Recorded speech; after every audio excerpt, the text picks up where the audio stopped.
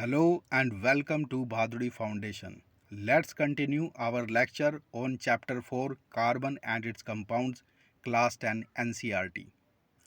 Versatile nature of carbon. We have seen the formation of covalent bonds by the sharing of electrons in various elements and compounds. The number of carbon compounds whose formulae are known to chemists was recently eliminated to be in millions.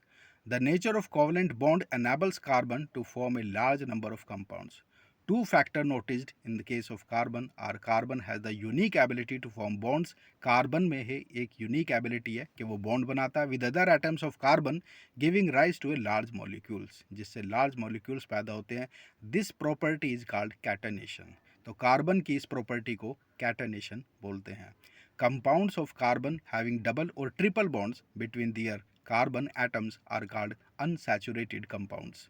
No other elements exhibit the property of catenation. कोई दूसरा element catenation की property नहीं show करता to the extent seen in carbon compound, जितना कि carbon compound में देखी जाती है. Since carbon has a valency of 4, क्योंकि कार्बन की वैलेंसी 4 होती है, it is capable of bonding with 4 other atom. तो इसलिए ये कैपेबल होता है बॉन्डिंग के लिए दूसरे 4 अदर एटम से ऑफ कार्बन और atoms of some other monovalent elements. Compounds of carbon are formed with oxygen. Oxygen से फॉर्म होते हैं hydrogen, nitrogen, sulphur, chlorine and many other elements, giving rise to compounds with specific properties which depend on the elements other than the carbon present in the molecule. One reason for the formation of a strong bond, एक strong bond बनाने का एक reason जो है by the carbon is its small size. ये बहुत जो छोटा होता है साइज में. The two characteristic features seen in carbon, that is tetravalency and catenation, put together give rise to a large number of compounds. बहुत सारे कंपाउंड बनते हैं इन दो फीचर की वजह से, कैटेनेशन और tetravalency. The valencies of all the atoms are satisfied by single bonds between them. Such carbon compounds are called saturated compounds. These compounds are normally not very reactive. However, another compound of carbon and hydrogen has the formula C2H4 and is called ethene. One valence per carbon atom remains unsatisfied. This can be satisfied only if there is a double bond between the two carbons.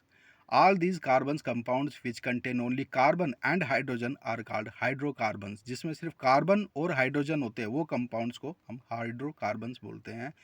Among these the saturated hydrocarbons are called alkanes. उनमें से जो hydrocarbon saturated होते हैं उनको एल्केनीज बोलते हैं. The unsaturated hydrocarbons, और जो अनसैचुरेटेड रह जाते हैं हाइड्रोकार्बन्स विच कंटेन वन और more double bonds are called एल्केनीज.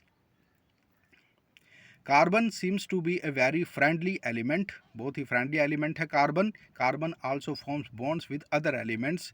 दूसरे एलिमेंट के साथ भी बॉन्ड कर लेता है. Hence such a series of compounds in which the same functional group substitute for hydrogen in a carbon chain is called a homologous series. तो इसी को होमोलोगस सीरीज बोलते हैं.